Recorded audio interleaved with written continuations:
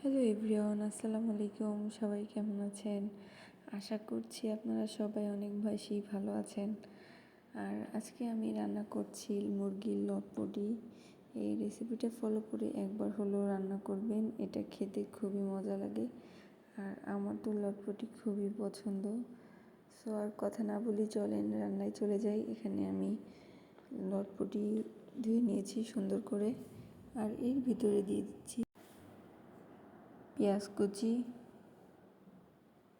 তারপরে আপনার এলাচ, তেজপাতা, দারচিনি যা যা লাগে সব কিছু। আর আজকে যেহেতু বাটা মশলা দিয়ে রান্না করব, মশলা বাটাটাও আমি এখানে দিয়ে দিচ্ছি। মশলা বাটার মধ্যে ছিল জিরা বাটা, রসুন বাটা, আদা বাটা। এগুলো দিয়ে দেওয়া হয়ে গেলে এর ভিতরে আমি কিছু গোলমরিচ আর আপনার শুকনো মরিচের গুঁড়া অ্যাড করব। এই তো সব রকমের মশলা দেওয়া শেষ। এবার এটাকে কিছুক্ষণ কষিয়ে নিব।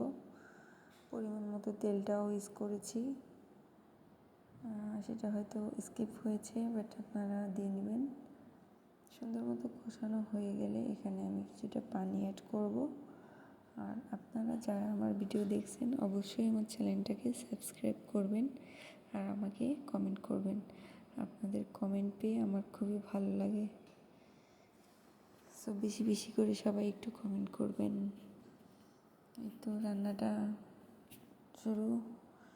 এবার একটু কিছুক্ষণ কষিয়ে নিব। কষানো হয়ে গেলে এখানে আমি পানি অ্যাড করে দেব। পানিটা দিয়ে আমি এখানে ঢেকে দিয়েছি ঢাকনা দিয়ে। এই তো দেখেন রান্না প্রায় শেষের পথে, আর বড় জোর 5 মিনিট লাগবে। পানিটা আমি ঝোল রাখবো না, অল্প করে পানি দিয়েছি আর পানিটা টানিয়ে নিব। এখানে আমি 2টা ছোট আলু দিয়ে দিয়েছি। আমার বাচ্চারা যেহেতু আলু খুবই পছন্দ করে, সেজন্য আপনারা চাইলে আলুটা বাদও দিতে পারেন। এই তো আমার পানি প্রায় টেনে শেষের পর্যায়ে চলে এসেছে। এইটুকুও রাখা যাবে না, আমি আরও একটু পানি টানিয়ে নেব। ঢেকে ঢেকে বারবার দিচ্ছি। আর না ঢেকে রান্না করা যাবে না, ঢেকে নিতে হবে। আপনারা রান্নার শেষে জাস্ট ফাইনাল লুকটা দেখবেন, অনেক সুন্দর এসেছে আর খুবই সুন্দর স্মেল, খেতেও খুবই মজা হয়েছে। আপনারা বাসায় একবার হলেও ট্রাই করে দেখবেন। সো পুরো রান্নার রেসিপিটা আমি ইনবক্সেও দিয়ে দিব। এই তো পানি প্রায় টেনে শেষ, আপনারা বাকিটা দেখছেন।